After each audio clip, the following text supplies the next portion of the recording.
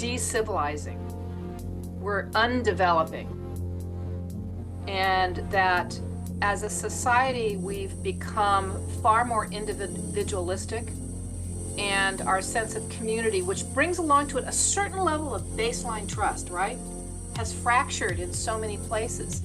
And I think if you think about this kind of parallel track of what social media encourages, which is content, liking, numbers, scanning across this kind of, like seeing a bunch of things and maybe noticing patterns,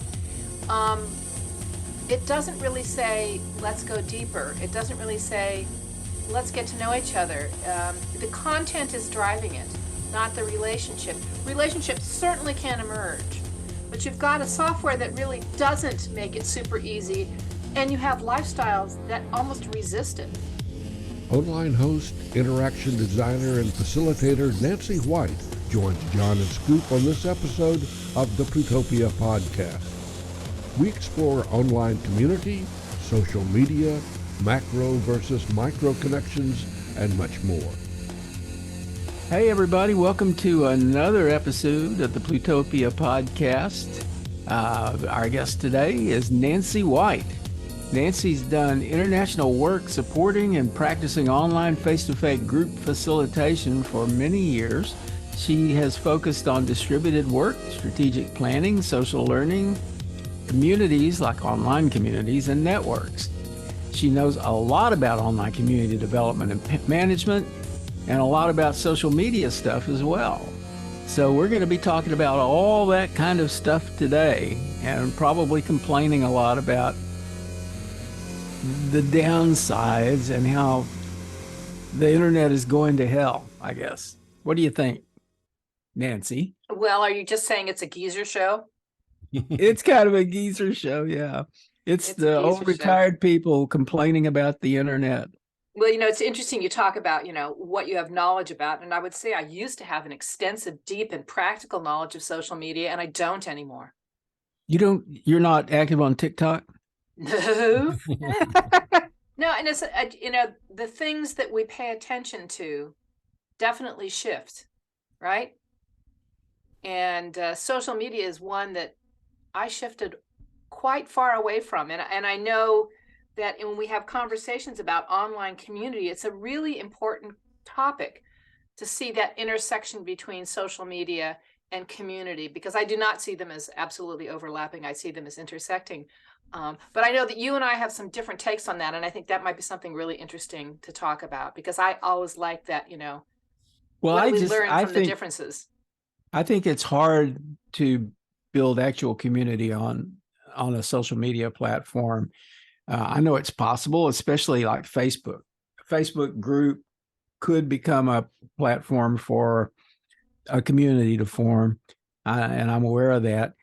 But so much of what happens on Facebook is and Twitter and Mastodon and all of those kinds of platforms it's kind of ephemeral, and it's like drive-by posting. And because of that, your sense of having a strong community and building history with people and that sort of thing is somewhat weaker, I think, in that context. Well, there's just been horrible news this past week about people coming up to someone else's house and being shot.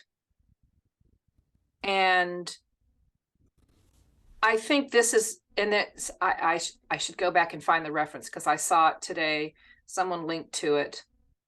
I think it was Priya Parker who might have linked to it today on her Instagram feed, which was, and she was quoting someone who says, we're de-civilizing, we're undeveloping, and that as a society, we've become far more individualistic, and our sense of community, which brings along to it a certain level of baseline trust, right, has fractured in so many places.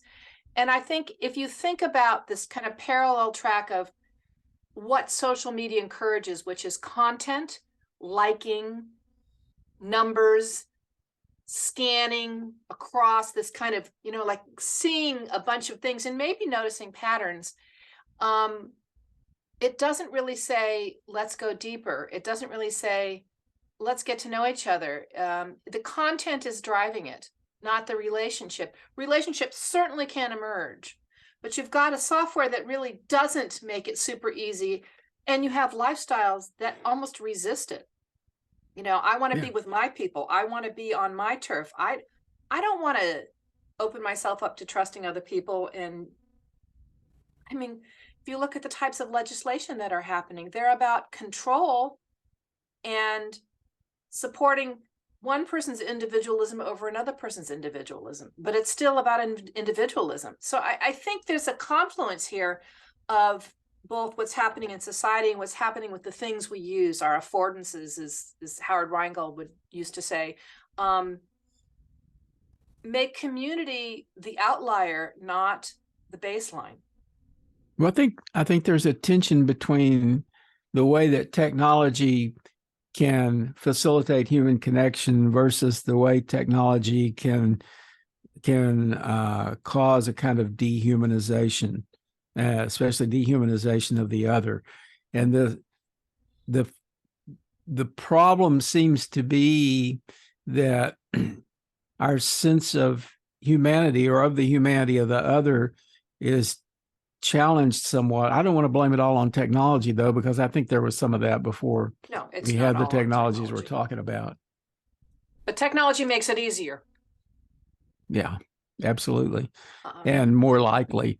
yeah. And before the mainstreaming of the internet, there was kind of a sense of community there because there were really few people and they were gathered in smaller clusters. But when somebody posts something on Twitter or Reddit and there are 1,000 responses to it, you really don't have a sense of a conversation anymore. You just have people it's like they're throwing words at each other. Yeah, and and the thing that things can go viral is both a positive and a negative. So I think for me the question that I hold at this stage of my practice is, where should we be focusing our attention in terms of building communities? So you see people like, I gave the example of Priya Parker, or oh, I'm going to have to, her name, I can see her, Kat Velos, who's here from Seattle, Ijiomi Olu, a number of people who are intentionally cultivating community by talking about community cultivation practices, right? Some people might call it facilitation, but I think it's far more expansive than facilitation. And also, as I've gotten older, my concept of what facilitation is has changed. And they're being very intentional about how you invite people into an engagement. The scale of it is far more intimate. It's far more private. Because it's intimate, it doesn't, it can't be an open door for everyone for most of the time. That's not saying there's not a place for those things, right? It's interesting to read these writers and see what they're thinking about. And it's a highly relational set of practices. These particular people are also highly inclusive of difference. So they make a space for us to come in and use our differences, like with creative abrasion, instead of things that we batter each other. And I even see it in the kind of face-to-face stuff in the two communities that I live in. And particularly coming out of post-COVID, I had my 65th birthday party Saturday in a little town of La Conner, Oh, happy Washington. birthday. Thank you, and happy birthday you. You're just a few days before me, or a few days after me. You're this week. A few days after. Yeah, That's tomorrow, right. in fact. Yeah, well, happy birthday. And Thank you. we all gathered for of all things, a geezer disco at a tiny gallery called Gallery W in La Conner, who the two owners are just really welcoming and said, yeah, you can have a party here. He even brought a disco ball for us and a sound system. And we had local food, and people who didn't know each other, everyone knew me, but everybody didn't know everybody. They could talk to each other and connect, and they realized, wow, COVID made all of our connections go online. And a lot of these people also happen to be around my age. So they're in transition from how they work. Like me, I'm only working part-time. Some of them are retired. Um, we can be more intentional and choose how we want to engage in community with each other. But they really appreciated an invitation that was not just Nancy White's birthday, but it was LaConner and the Swinomish tribal community focused. It wasn't the universe of this or that, the other thing. So I think this idea of smaller, intimate connections can be really powerful. And then the interesting thing on top of that is, how do those network into a movement? How do those network into something larger? And I do think this is something that software can be helpful with, but that we begin to think about scale from micro to macro and weave our sense of community and broader network, understanding those patterns. Well, So, that's an interesting point, that the idea that you, rather than trying to build like a big room, you build clusters of people, and the way you scale is through networking those clusters versus trying to get everybody into the same room. It's sort of like that, the thing where they would have they would like sort of broadcast a conversation in some of the, I think it was Hotwired was doing this early on. They'd have somebody who would come in and would talk, and they wanted people to have the sense of being in the talk. And what they did was they had rows of seats, basically virtually. In other words, they would create a bunch of little rooms that all were receiving the primary conversation that was going on, but they could also chat with each other as it was going on. It's, like we do the Zoom breakout rooms. But I think the other really strategic question is, when do you move things towards the macro, and when do you keep it at the micro? That's one. So that's one dimension. That slide this way. And the other slider is size, right? So it's not just, or size, no, maybe I think I meant frequency. I don't know. There's something about size and frequency, because if we take every micro experience and expect it to map onto a macro one, it's all going to fall apart again, and we'll go back to likes, because likes are easier. They're manageable. We can squeeze them in. So whatever it is, this tension between micro and macro, and how often it is, and what the size of the macro is, has to be, more of the micro and less of the macro, but the macro has to have a real clear intention. So, look at the well. The well is full of micros because it's conference based, right? Yeah. It's, I'm interested in this topic. I'm interested in this cluster of topics. I'm interested in this person, so I'll go to their cluster of topics because they're interesting. I'm interested in avoiding this person, so I don't go to that cluster. But rarely, well, I can't think of if ever, there is a macro all the way across it. And I wonder, when we think about the growth of a community, is how often does there have to be the macro in order to still feel like I'm a sense of this larger thing? It's actually not just about my individual things. And the WOPs, the face-to-face things, don't really do that because they prioritize a certain geography. Well, and they pull a certain set of people together who are in proximity. Yeah, sorry, Scoop. Go ahead. No, I was just saying, on Facebook, you see their communities, small, attempts at being a micro environment, but because of the scale of what Facebook is, that is not as micro as a lot of people would want it to be.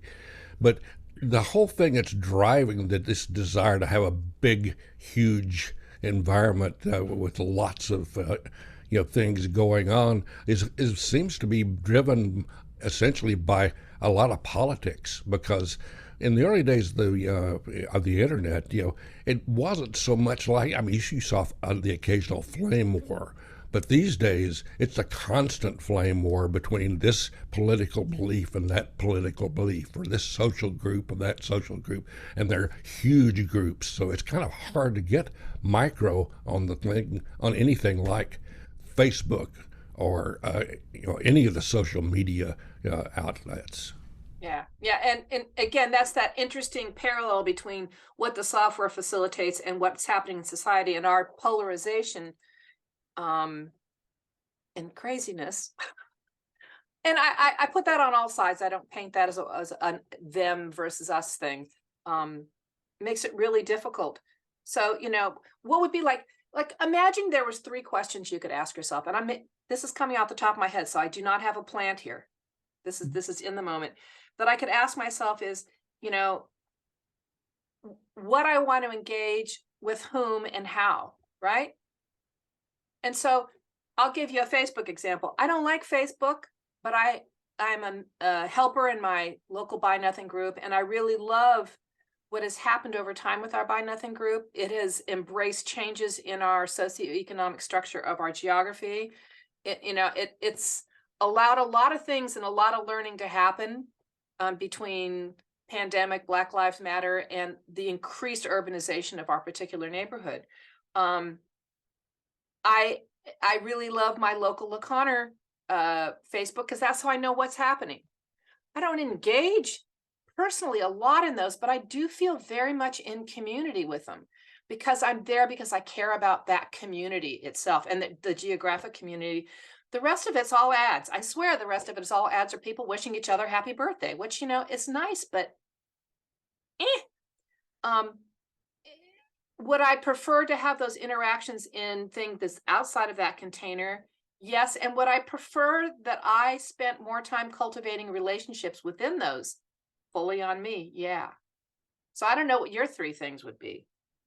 Well, I mean, if I was to suggest that there has been a sort of process of dehumanization going on, or that people are kind of starting to relate to other people as though they're not quite people, but they're just kind of like objects in a media environment, kind of, or whatever, and that's driving some of the escalating tensions, that you don't see the other as a human being, you see them as a representation in text and images on a screen somewhere.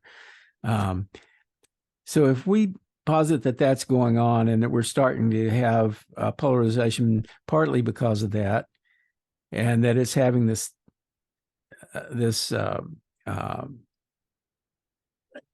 problematic impact, how do we address that? I mean, what would be a good way?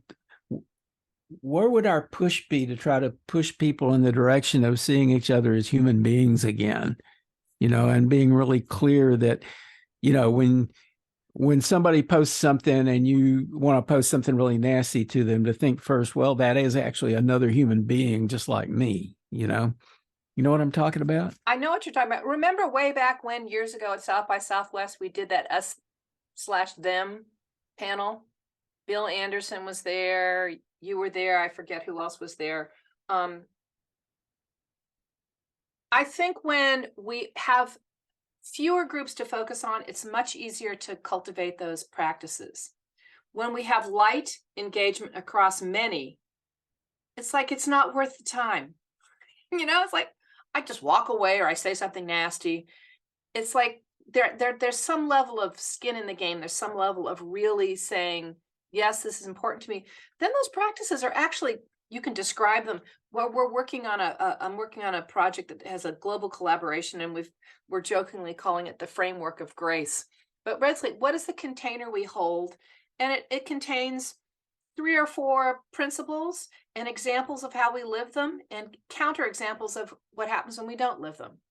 So that, we can say, and so interestingly, one of them is imposter syndrome, which I think is a very interesting dynamic of why we treat people poorly or well. People who have imposter syndrome can often be the first people to treat other people poorly. I have imposter syndrome. I try not to treat people poorly, but I think I feel that sometimes. But it's amazing how common that is. And when you don't know people, you don't know they're feeling that. So the other thing is you have to get to know a fewer number of people in at least one way more than just their username and what they post. We used to, long ago when we were doing online stuff, it was all text-based, it's like once a year we could have a group telephone call, and that was exciting. And the principle was we need to have space to get to know something about each other on a regular basis to deepen that relationship. Because, and I blithely say, we're less likely to shoot someone that we've had a conversation with or we've had a meal with.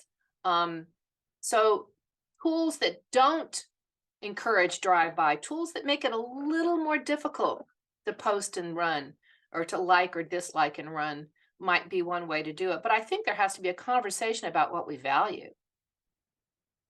So on the well, we have these linear conversations that go on, and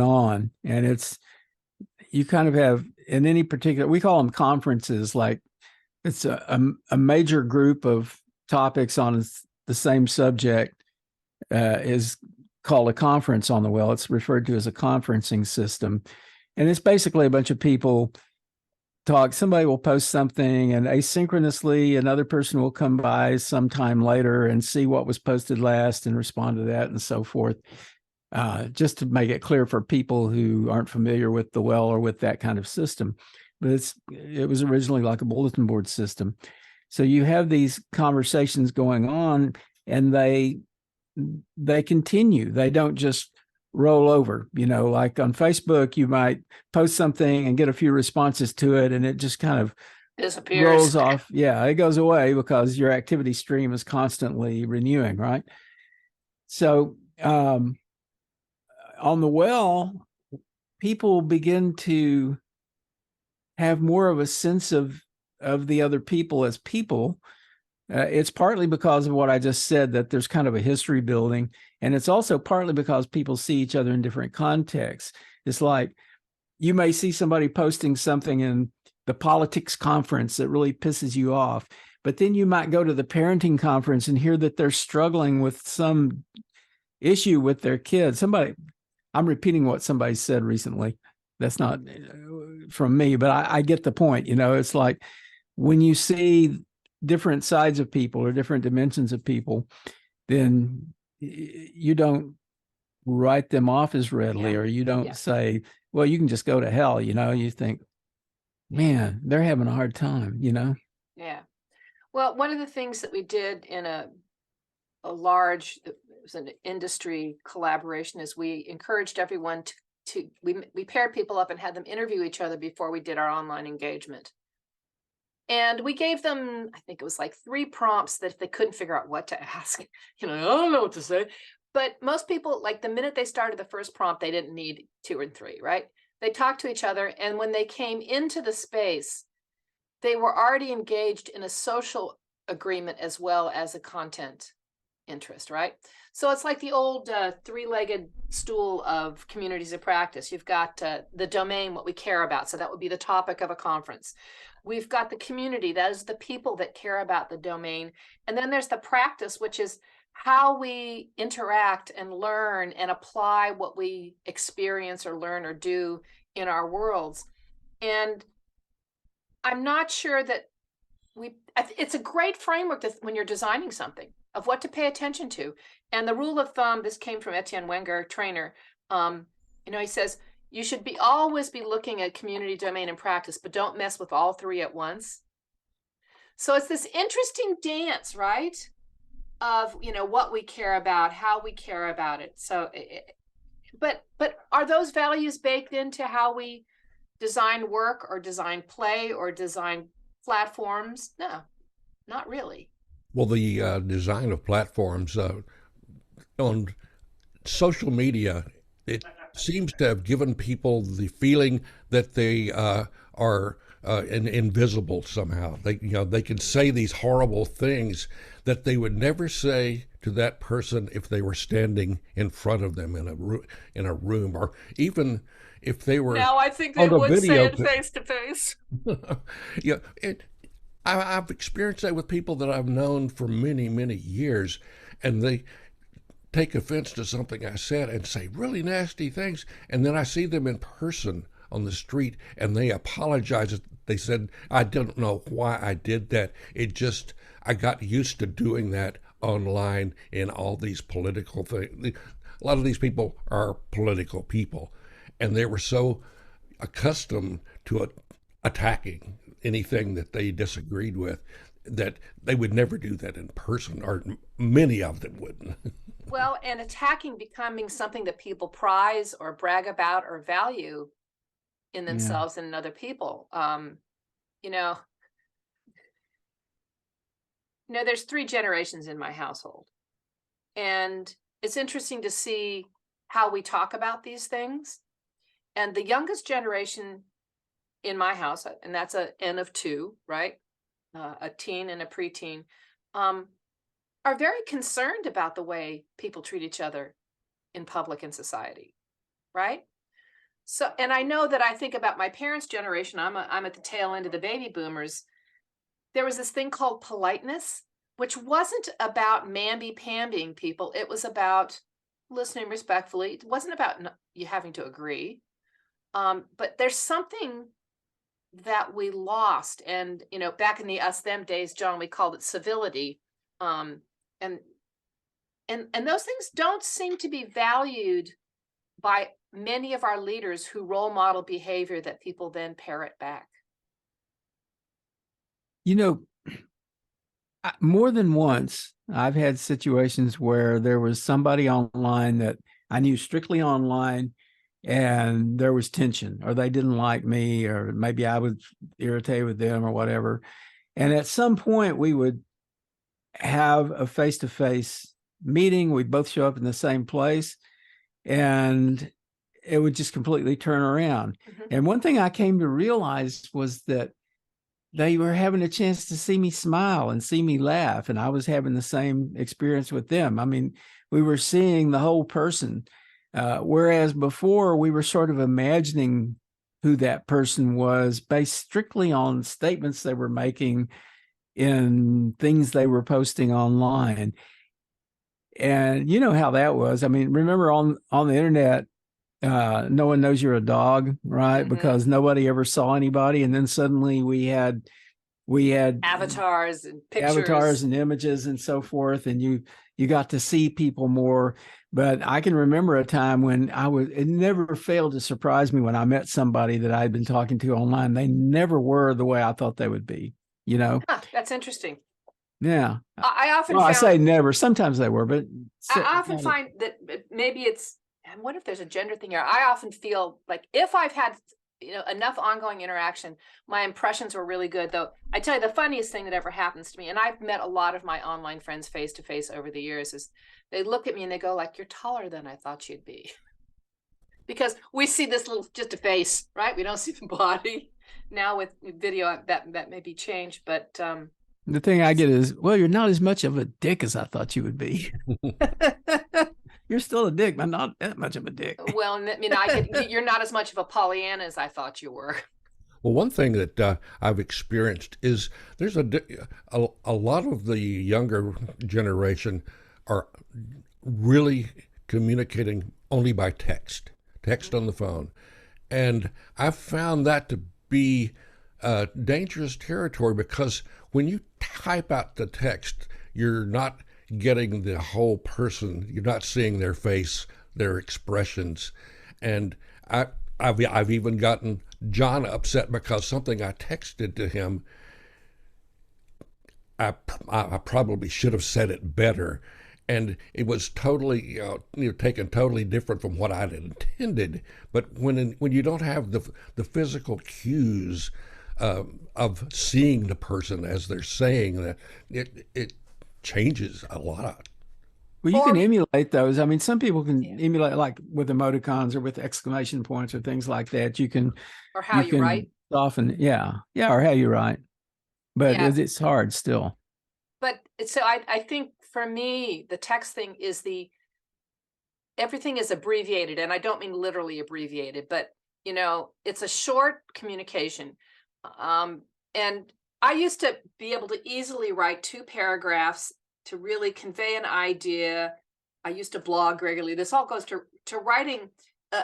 What I would call short form writing is now long form writing, right? Because now short form writing is 7 words, and emoticons and abbreviations, literal abbreviations. And so do we convey nuance is one thing, but the other thing is, do we really convey any content of meaning? Do we dive deeper into something? And I think for me, I find I blog less, I write less, I scan more, right? I scan more, I scan Instagram, I scan this. I'm going like, I let that imbalance happen. And the software made it easy for me to let that imbalance happen. So I think this is something that's interesting about having more time in my life now that I'm only working part-time is I can question that and I can choose and experiment with different things. So I'm reading more books. I'm playing my guitar. I'm having a birthday party. That's something I wouldn't have considered 5 years ago. Could take too much work, right? I'm too busy, too busy. And I think a culture of busyness also plays into this. So, if I go onto the well, there's a couple places I always go, some places because I'm a co-host, like with you, John. Other places because there's something I need, to connect around or talk about immediately. But the vast of the other places that I, joined or follow those conferences, I don't go in there because it takes too much time. And I lose that connection. And I lose those multiple perspectives on a single user, seeing them in politics and cooking, whatever. Right? If I just stick to my own thing. So yeah, it's interesting how we have to own it. my experience of the well really changed a year or so ago when I became one of the co-hosts of Media, which is like one of the most active conferences on the well, and got sucked into. I mean, all kinds of stuff comes up there, and there's controversy, and there's. I find myself spending a lot of time in discussions where the hosts meet privately, with other hosts about kind of what works in hosting and so forth. And I don't know, we've had what we refer to as thrashes about particular people who were considered difficult in some conferences, but not in others. And what it is that you're just kind of, you're getting such a strong sense of all the people that you're dealing with, And I never get that strong sense like on Twitter. On Twitter, there's just a bunch of stuff going by. And it could be, I often wonder whether my problem with Twitter, which is that it just seems to be kind of all over the map, is mainly because I'm all over the map with my interests and I follow a bunch of different, a bunch of different people and entities on there. And because of that, my feed is full of stuff that's kind of disconnected and discontinuous. I think there are actually people who use Twitter closer to the way we might use the well, where they get on there and they have kind of long conversations with each other and are back and forth a lot. And that I'm not having that experience with Twitter. Well, now you have to really know how to manage that tool to shape it to your needs. You have to know how to ignore huge amounts of advertising that gets pushed in between everything. But I know people who they have their lists and their group, and they spend a lot of time making that happen. And I don't think the average person has that time and attention. But I want to circle back because we can bitch and moan. But if there were 3 things you'd ask before you either started or joined a community, what would they be? Scoop, I'm curious what you'd say. That's what I would ask about joining the community. First thing is, is this a community of a particular interest? I mean, or is it all over the place? Domain. The all over the place things are, not really something I would join. I belong to a lot of groups, but they relate to things that I do, things that I care about. The other general interest things, I really don't care. What's number 2 and 3? Number 2 is see number 1. Number 3 is see number 1. So that's very interesting. So yours is very domain oriented, what it's about. Yes. Okay. Which is interesting because like I was kind of trying to form a Discord community for Plutopia, and I realized I came to get really clear how all over the map we are. We're kind of unfocused. And I realized that if I was looking at a community as unfocused as we are, that I wouldn't quite know why I would join, Not that I would be hostile to it, but I just kind of like, what am I really going to get out of this? So I don't think we do a good job of answering Scoop's question. Well, actually, when I look at what we do, that actually is the kind of group, my interests are all over the place. So, I would be attracted to something like what we do, who covers a lot of, stuff that's not so much mainstream. It's more outliers of culture. So there's a little framework or whatever you call it that I use with my clients when we're trying to figure out what the hell are we doing, right? What's on the table? And it goes something like this. And I'm going to put in community words here, but it's more flexible than that. The purpose of the Plutopia community is to do blank so that blank who can do blank, can do what? So the purpose of Plutopia is to bring together people to talk about emerging issues at the intersection between science, technology, and community, so that people who care about community have insights, tools, and diverse perspectives that they can go put to use in their communities. Oh, that's great. I've been working on something like that, but it's really about like the purpose of Plutopia is to help humans be better humans with other humans. That's what I'd really like for it to be. Okay, so then you want to add this line to it. We know we are making progress when, and fill in that blank. Because when you have a purpose that is ginormous, I call it a mom and apple pie purpose, no one can disagree with it, but no one can find time for it on their attention span, right? So if you go to ginormous, you can narrow it by saying who this would be of value to, how it will be of value to them, and then we know it's of value when. We know it's of value when the communities we belong to are more joyous, productive, and inclusive, or that's even really big. We know we're making progress when we know when to say yes to engaging in a community and when to say no, because it just doesn't meet our standards or our ambitions or our gains. And I think, I think this mom and apple pie problem is truly, it goes to what you said, Scoop, about what it's about. But how do I see myself in that about? How do I perceive that what I can contribute, what I can gain, how it will make a difference in my life? And a lot of times the imposter syndrome stops people right there. I don't have anything to contribute to that. I don't know anything about that. I may be interested in it, but then I become passive. I'm drive by, or I get defensive and attack. I mean, so people have to see themselves in the purpose of a community. And I don't think Facebook does a good job of helping us focus on purpose, but there are certainly groups who've done a brilliant job making it work despite the platform, right? When we started Plutopia News Network, that my approach was based on my history of working a long time in news as a reporter, as a street reporter, as an editor.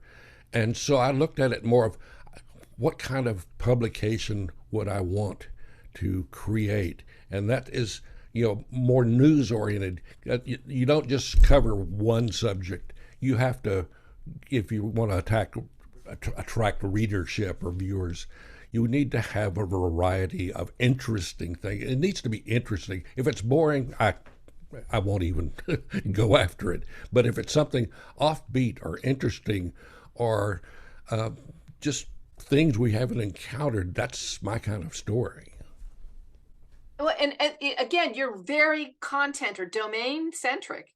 And does that need a discourse, right? It just needs the stream that you're curating and places for people to respond to that. But it may not suggest community. However, community may emerge because you may do a story on X and everybody's going like, wow, we need, and then you spin off a discourse space to talk about that. Maybe it's a short-term thing, maybe it's a long-term thing. But I think also when community became popular, John, you remember this, it's like everybody had to have an online community. You saw Whole Foods do it. There was something interesting. I did it at Whole Foods.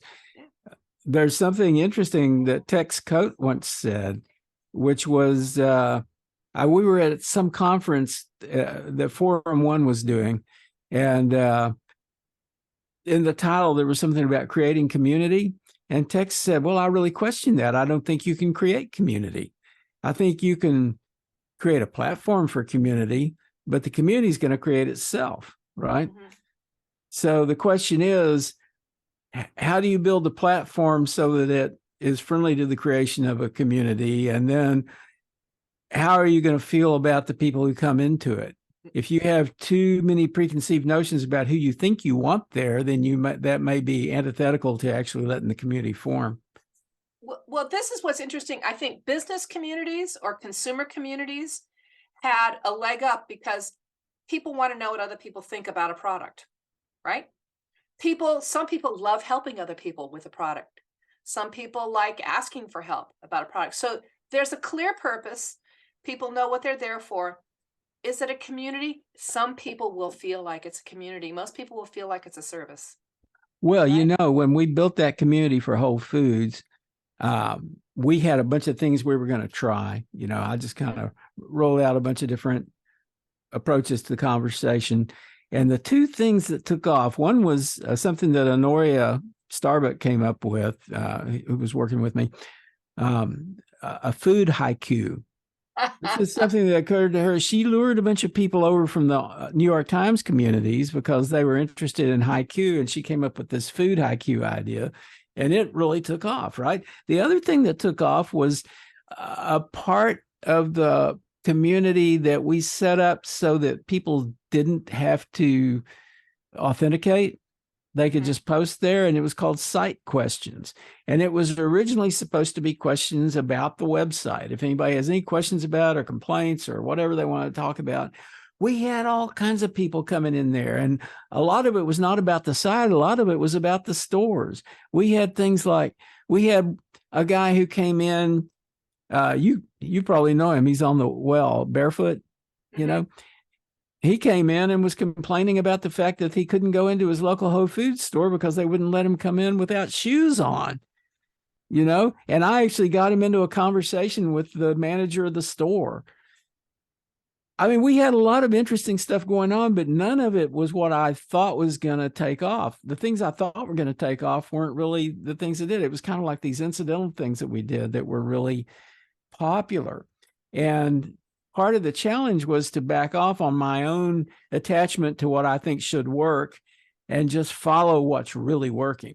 The cow path thing. Yeah. No, and encourage it, And so I think for me, this comes around to when people find a purpose in common, they can find affinity with each other, and they can create community. That community can grow, it can peak, it can die. But it isn't the platform. The platform is an enabling piece of the process. And it isn't just local geography. It isn't just any one thing, but it's that sense of community, what we care about and how we care about it. So writing a haiku about food is a practice. We care about food, we care about poetry, and we care about, I read your haiku, you read my haiku, and next time my haiku is going to be better because I learned something from you about your haiku. Or, boy, I actually can write haiku. I'm a haikuist, these things. And again, I'll go back to Etienne Wenger Trainer and his work about social learning, which is identity is a huge part of how we interact as human beings. And content alone presents one aspect of identity, but likes, dislikes don't. And if we're consuming content and showing appreciation, that's great, but it's not about building identity, which leads to relationship, which is essential in community. So I think it's again, from a network, a community can spring, but you don't call it a community. What do you call it? A network. Random connections that can show patterns of density that can be attractors or strange attractors sometimes, that could become community, because community requires relationship, and relationship requires knowing each other. As both of you said before, it requires identity, and identity cannot be perceived by content alone. It's built conversationally, iteratively over time, and a life is not a conversation.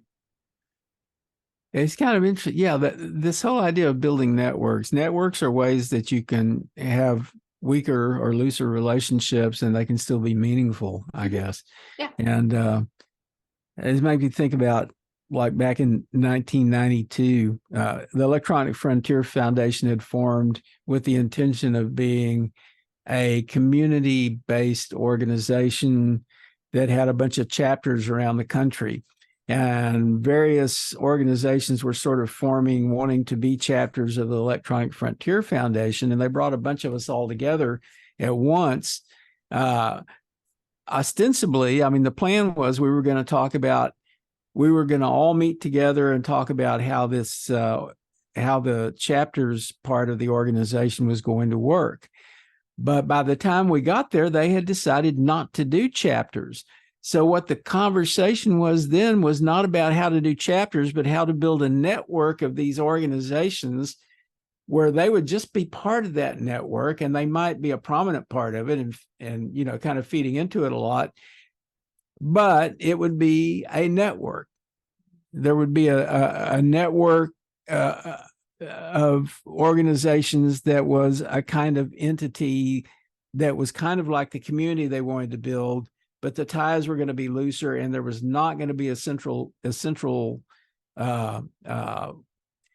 organization driving it. They didn't want to centralize it. In fact, they said, we don't even believe that would be the right thing to do, to try to build this central organization and tell all the rest of you what to do. And I think part of that came from the fact that in an email list where we had conversations about setting this thing up prior to this meeting, they found out that people had very strong feelings about what they wanted, and that they didn't all agree, and that a lot of them didn't agree with what EFF would have wanted. So it was like, well, it doesn't make sense to take all of these people and shut them down and try to force them into the structure where we're in the middle of it. So we went from being a community-based organization, from the idea of that, to the idea of being a network. And it worked for a while. I don't think it's actually that network sort of went away for a while and recently reformed because they started putting some more effort into it. I muted myself because there's now household sounds happening. There's a network that I was involved with here called Floodplains by Design, which was developed to first demonstrate the value of, and then propagate the practice of good floodplain design that paid attention to the multiple needs of the ecosystem, including the human, but not only the human ecosystem, so that we reduce flooding and maintain healthy streams, particularly because fisheries are a really important part of our state and our treaty rights for the tribes in our state. And one of the tenets that was really important was we don't have to agree on everything, but we have to be together on the things we agree about. So this allowed people to advocate, to raise funds that are needed. There's a certain amount of synergy that has to happen to work in a complex system. I mean, you've got local government, county government, state government, tribal government. You've got people who want recreation, people who want fishing, people who are farmers and it's their livelihood, people whose homes are getting flooded. You've got all these different constituencies. You've got to find what's in common and shared, and you have to embrace and accept that you're not going to agree. You know, I don't see eye to eye with that farmer, but I'm still at the table with that farmer. And I think that was a very powerful strategy. And those programs, in fact, it was on the front, it was on our newspaper today about the Green River Project, how really successful it's been.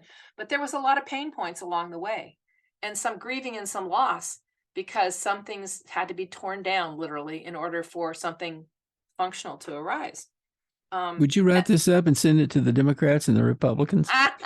It has been written up. I think this is where I got really excited about networks and communities, because within that network, there's a community now of planners, because they all speak, you know, they're the engineers. I mean, they all speak their own language, and, you know, they don't really want to talk about all the social, this, that, and the other thing that crazy facilitator was bringing to the table.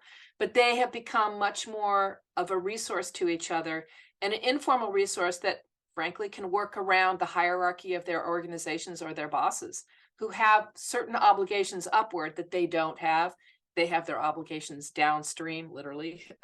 um, and when we have some things we call disappearing task force. When we needed to come together for something, we came together for a short time, but we didn't expect people to maintain that over time because the overhead of that is way too much. So I think there's also this sense of time is that a community is not, what's that word? It lasts forever. Communities come and Persistent. go. Yeah, it's not Oh, necessarily persistent. And again, we can't belong to too many communities because we don't have the time and I think intellectual and emotional bandwidth to really participate in them. So we have to be strategic in which ones we pick. And it goes back to, well, can I see where I can add value and where I can get value? And I don't mean that in an extractive way. I mean that in a productive way. So that purpose thing, it keeps on coming back to that purpose thing. I'll stop there. Well, I experienced a community, an attempt to build a community in the public radio space. I worked in listener sponsored radio, Pacifica Radio in Berkeley and in Houston, and it was a great idea. But what really caused it to be very unproductive was so many people had their idea of what radio should be, and they were not willing to appreciate another program producer's idea of what radio or politics or whatever should be. I actually witnessed program producers taking microphone cables and fighting with them, whipping each other because they disagreed over the directions No. of the radio station. When that happened, that's when I just bowed. I was like, no, this is like kids playing in a playground and not getting along. So that's one of the downfalls of some of these community building projects that go terribly wrong. One of the things, so again, I think about strategies. How could we avoid getting to that point? How can we surface our disagreements earlier and use them as a productive place of finding what's in common, what's not in common, what we want to compromise on, what we won't compromise on. And one of the things that showed up early on when I was working in international development work was in big international hierarchical organizations, innovation can come from any place, but the managers want it to appear that it came from them, right? So when an upstart down here has an idea, the tall poppy syndrome, like cut off that poppy, they're sticking up too high. But if we took that idea and took it to someone who was in relationship with that boss, and this person said, so and so is doing some really great work. I'm really proud of your team. Then that person would accept that person. So we had to triangulate away from the most direct relationship and create value through another connection in the network. And again, this is where networks are really valuable. Oh, the so-and-sos are doing that? Well, maybe we should consider doing that. Not because before we might have resisted because we didn't like it personally. I don't want you to do that kind of story. But, if such and such a radio just been doing those kind of stories and they just did an amazing fundraising drive, maybe I should consider it differently. So triangulating, and that's hard in a very tightly knit community because there's so many interpersonal relationships. But in a network, you can influence by closing a new triangle, as it's said in network weaving lingo. I think the downfall of the listener-sponsored radio efforts was that no one ever wanted to have a strong manager, someone who was actually going to take care, make sure the bills are being paid, make sure people are being hired for the few paid positions that were actually good people. And it was always, let's get the weakest person so we can pull stuff out that a strong manager would say, no, you can't be doing that. And they got into a lot of trouble many times because there was no one around to say, you should think about that before you say it or air it. Yeah. Now that's a governance question there. And I don't know, I've just been in a conversation about co-ops, and co-ops handle that really differently because it's shared leadership, right? You may have a person who's got a strong leader vibe, but they have to be more deferential than they would be if they were like the CEO of a private company where it's run like an autocracy. If you have a truly democratic organization, then number one, if you have somebody who's got some leadership skills, they can use those, but they have to be deferential. And the other thing is you got to pass the baton some so that it's not always the same person who's taking the leadership role. You learn to pass that around.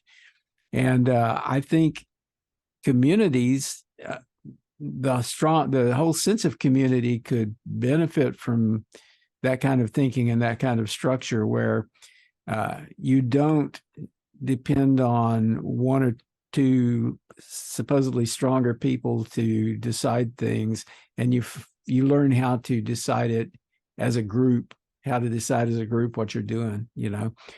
One reason democracy, well, if democracy is going to fail, one reason may be because we have such a strong commitment to autocracy in business. Mm-hmm. That's just a side thought. But I think it relates to the community question too, because, how much of the me am I willing to give up for the we? And that equation seems to have shifted significantly. Well, and it's hard. Everybody kind of wants to have things the way they want them to be. I mean, we call ourselves Plutopia because for pluralist utopia, meaning kind of everybody gets their utopia, right? Figuring out how to do that. And you get a utopia, and you get a utopia, and you get a utopia. But to do that, you got to make concessions. You can't have everything. I mean, people say that all the time, but it's true. You just and all of your intentions and desires and what you will to be has to be moderated by all the other intentions and desires and will to be of other people. It reminds me of a quote I was graphically recording at a summit around community, and it was in someplace in Ohio, I can't remember where, and Peter Block was the keynote speaker, and I was graphically recording, and he comes up to the podium and looks at all of us, says, if this gathering were to be a failure, what would your role be in that failure? And I think asking that question, some people go, oh, that's a gutsy thing to ask people, like, how are you causing this to fail? But seriously, if we expect other people to create the thing we want or aspire to, so it isn't about acquisition, we're not going to get there. But if we're willing to take some responsibility and ownership to what is happening to ourselves and to other people, I think we have a chance. And that's a social skill that people need to have, and not everybody has learned. And I think we're going through a period here where some people are kind of under the spell of a sense of a sort of delusional sense of strength. I'm thinking about the Trump phenomenon, I could be really strong and I can just demand what I want and forget the laws, forget everything, it's just what I want.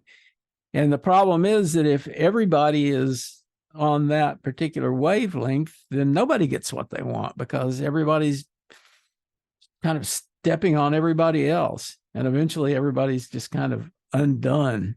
Well, I would say also when we have that mindset, we're manipulable and much more vulnerable to being manipulated by people who understand the social dynamics and use them to their ends. So just like what's the difference between a community and a cult? Exactly. I mean, you can have people who are completely like sociopathic or psychopathic and understand people really well, mm-hmm. understand how to do that kind of manipulation. And we may have to go through that for a while before people sort of wake up. We were talking earlier today about the idea of like, you can be around a really charismatic person. Maybe it's somebody you're having a relationship with or whatever, and you kind of get under their spell. And at some point, when it works that way, the spell inevitably is broken. But there's a lot of difficult process getting to that point. So let's think about what is the one, not positive, that sounds positive, one generative thing that we see going on around online community or community that we can leave each other with as we finish. What's the one thing you're most inspired about? Well, from my side, I think that I'm seeing that more people are feeling distressed at the sense that we're kind of sacrificing some of our humanity and ready to take it back, and looking for ways to relate to people that are not inauthentic, and that, kind of the kind of relationships that maybe work better in Mastodon than in Twitter, because Twitter is inherently set up to sort of be extractive, whereas Mastodon is set up to be more like a shared space. And I think we may see more developments like that. Oop, how about you? Pretty much what John said, really. And I really would like to have a nice community that is worth participating in. I've joined what I thought might be good communities, and it turns out to be some social media influencer who's trying to convince me to to do something that I really don't care about. So I would like to be able to avoid that. But having a meaningful sense of community is it's something I desire, but it's hard to find so far. Well, I think mine. Oh, I think mine. Of time, okay. and I just wanted to honor the fact that you have limited time.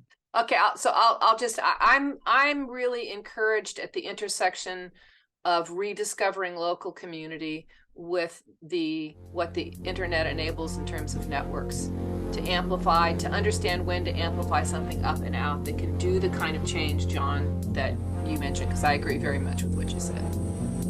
Right on. Thank you so much. Thank you so much for joining us today. And I hope you'll come back and we can talk about this some more. Oh, I don't have a problem talking. Yeah, all right. Me neither. Thanks, Thank you, guys. We'll see you soon. Bye-bye. Take care. You can follow the Plutopia News Network at plutopia.io. On Facebook, go to @Plutopia News. On Twitter, it's @Plutopia. With John Lepkowski, I'm Scoop Sweeney. This is the Plutopia News Network, 20 minutes into the future.